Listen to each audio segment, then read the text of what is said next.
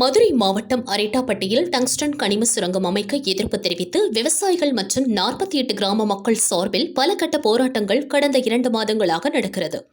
அதன் ஒரு பகுதியாக மேலூர் டு மதுரை தல்லாக்குளம் தலைமை போஸ்ட் ஆபீஸ் வரை வாகன ஊர்வலம் நடந்தது. இதில் கலந்து கொண்ட 5000த்திற்கும் மேற்பட்ட விவசாயிகள் மற்றும் கிராம மக்கள் மீது போலீசார் வழக்கு பதிவு செய்தனர்.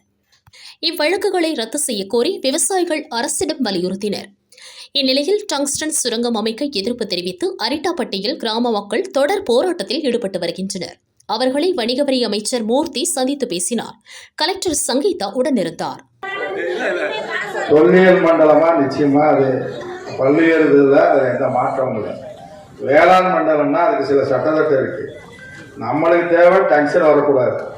சும்மா எவனாலும் வந்து ஊசி ஏற்றி விட்டு இது வேளாண் மண்டலமா ஆக்கி விட்டுனா வராது கொள்ளாது, அதெல்லாம் வராது. அது டங்ஸ்டன் நான் வாட்டிக்கல என்ன போல நீ தலையை மயக்க போட்டு போட்டு விட்டு அறிவிக்க சொல்லி எதை செய்ய முடியுமோ அதை 100% செய்யும் அரசு.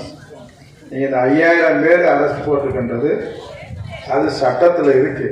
அதை நம்ம அமைச்சர்கிட்ட சொல்லி முதலமைச்சர் கவனத்துக்கு கொண்டு போய் அது எந்த விதமான நடவடிக்கை இல்லாமல் பண்ணித்தர்றது எங்கள் பொறுப்பு. ஏன்னா அன்னைக்கு வருகிற போது இல்லை அது யாராக இருந்தாலும் அந்த ரோடில் போகும்போது ரோடு மறியல் பண்ணுகிற போது அது சட்டத்தில் நடவடிக்கை எடுக்கணும். அதை அந்த நேரம் எடுத்துருக்குறாங்க. அதை நான் முதலமைச்சர்கிட்ட சொல்லி அந்த 5000 பேருக்கு உள்ளதை இது ஒன்று சொல்லி அதில் மாற்றுக்கிறது இல்லை. இது பல்லுயிர் காப்புன்றதுல எந்த மாற்றமும் இல்லை. விவசாய மண்டலத்துக்குன்றதுக்கு சில கட்டுப்பாடு இருக்குது, சில இது இருக்குது.